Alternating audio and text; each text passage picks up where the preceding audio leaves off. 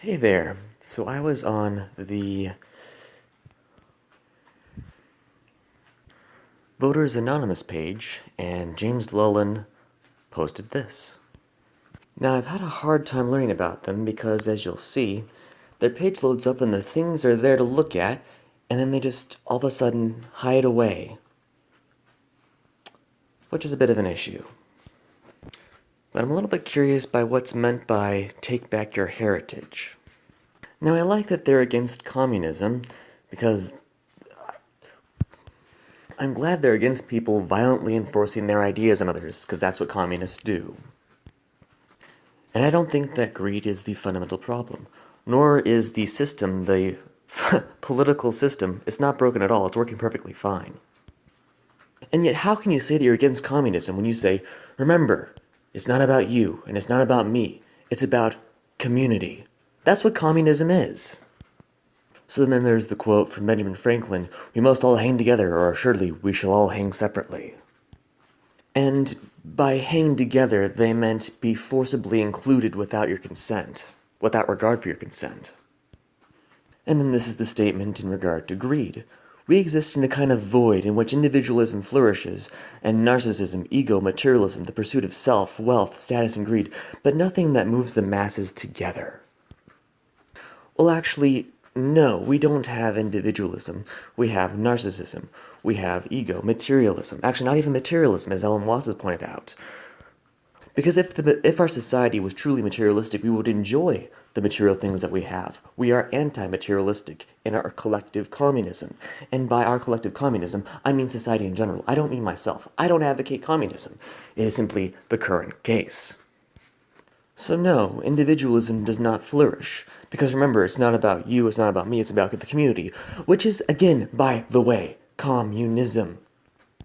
And look again at that document from which you are quoting about Benjamin Franklin, the Declaration of Independence. And as well, of it being a misnomer, since it was bound with the Constitution, which defends, advocates, and uses taxation, which is a communistic tool. So no, it's not the greedy and self-centered people who keep you oppressed. It's the altruistically greedy and self-centered people who keep you oppressed. Those who speak about the grandeur of community as opposed to and above the individual are the people who keep you oppressed by having you believe that slavery is what is good. I was asked why I was here. To cause just that? And this group is Voters Anonymous. I'm here to help people stop voting and engaging in political action.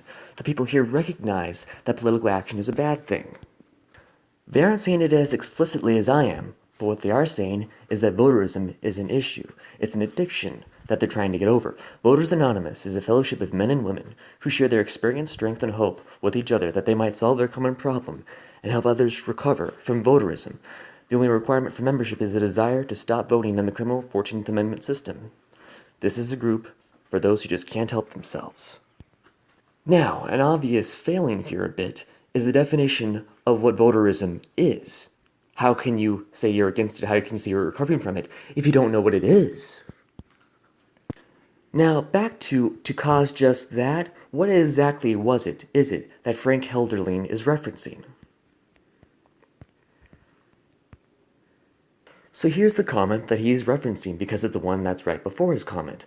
I'm not supporting the PAC because I'm an anarchist. I don't believe that asking people who are unaccountable to you in any relevant way for anything will do anything other than waste time, energy, effort, and will create dissonance, disharmony, social discord, and environmental destruction, in continuation of the current mass destruction that is currently being undertaken. I'll revise that. Now, I'm also leaving the original part there because that is a pretty freaking huge deal right there, that one. Because if I was saying it as being correctly, then that's why he said to cause just that, as in I'm here to cause chaos and destruction. No, I misspoke. I meant to say currently, not correctly. And no, I am here to prevent the continuation of that chaos, of government, of having exceptions to the rules in society, Frank. But is it really any surprise that James is the one who liked that post? So then both of them have a go at me. Stop the operative lies. What government measures do you speak of? And Frank goes, your comment proves you have no idea what PAC stands for or what we are about. But you know it all, anarchist. Perhaps if you actually read supporting material, you would know better. And perhaps you could make your website functional so that those things stay out.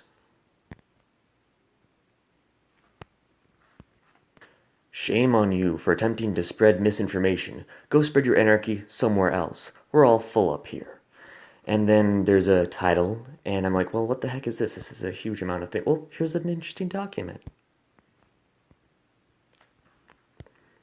And this is the beautiful document of wonderful mental cognitive dissonance. It is beautiful in how horrifyingly skewed everything is. I find it to be amazing. It's an artifact of culture. New Age useful idiots. Oops. I mean, the proposals to me clearly indicates that Frank has no idea what anarchism means. So let's read some of this. Oh, that's right, I had to download it. So let's read some of this. The New Age useful idiots. Well, they are shifting the plan of the order of the New Age. Communism and its tools, aka useful idiots, ruled for a transition during the past 150 years. To aid in the borderless world of the New World Order, commanding a new crop of useful idiots was needed, libertarians and anarchists. Now this is one part where I will definitely defend Adam and what he was talking about, because the only legitimate form of borders are private property borders that extend from your own body, your own ownership of yourself, outwards into your interactions with others. Yes, I fully support a state borderless world, a world without any borders that are imposed from coercion and people who are looking to kill you or enslave you. Likewise, I recognize quite readily that a number of people who are what they call themselves libertarians are exactly what they're talking about. I'd say that Stefan Molyneux and Christopher Cantwell fit that definition precisely.